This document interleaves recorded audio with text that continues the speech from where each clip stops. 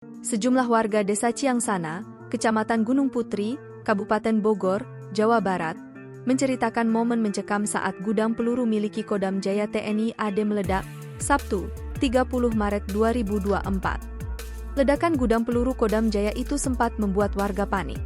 Kebakaran disusul ledakan sempat mengakibatkan api dan asap hitam membumbung tinggi. Sopian, warga Desa Ciangsana, mengaku nyaris menjadi korban dalam peristiwa tersebut. Ia mengaku kepalanya nyaris tertembus proyektil yang berhamburan akibat ledakan gudang peluru Kodam Jaya.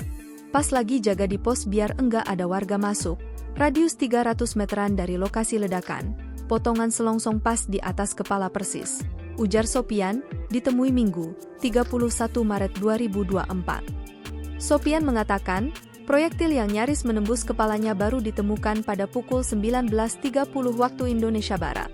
Saat itu, posisi gudang amunisi yang terbakar belum kondusif dan masih sering terjadi dentuman keras. Menurut Sopian, proyektil yang ditemukan warga langsung diamankan petugas keamanan. Jadi itu kayak semacam baja dilapisin kuningan ada dratnya gitu. Sekarang, peluru diamankan sama TNI tadi, imbuhnya. Pengakuan senada turut disampaikan warga bernama Suryadi.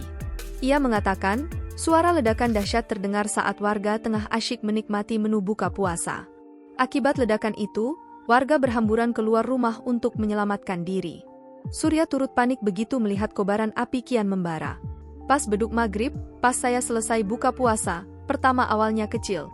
Terus saya keluar udah terang, akhirnya saya kabur, kata Suryadi.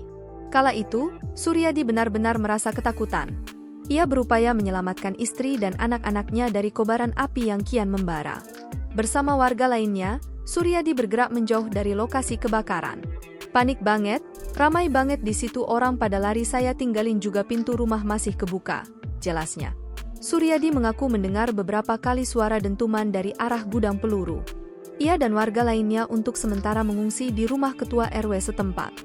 Suryadi baru sempat kembali ke rumah sekira pukul 24.00, tetapi anggota keluarganya memilih tetap mengungsi karena takut kejadian serupa terulang. Tujuannya kembali ke rumah kala itu, untuk mengecek keadaan tempat tinggalnya serta memastikan tak ada ledakan susulan. Sementara itu, seorang ketua RT di permukiman setempat bernama Apet Mustafa menyebut suara dentuman terdengar hingga puluhan kali saat ledakan dan kebakaran melanda gudang peluru. Bahkan, menurutnya suara dentuman terdengar hingga radius lebih dari 7 km. Apet mengatakan kejadian ini baru pertama kali terjadi. Download Tribun X sekarang, menghadirkan lokal menjadi Indonesia.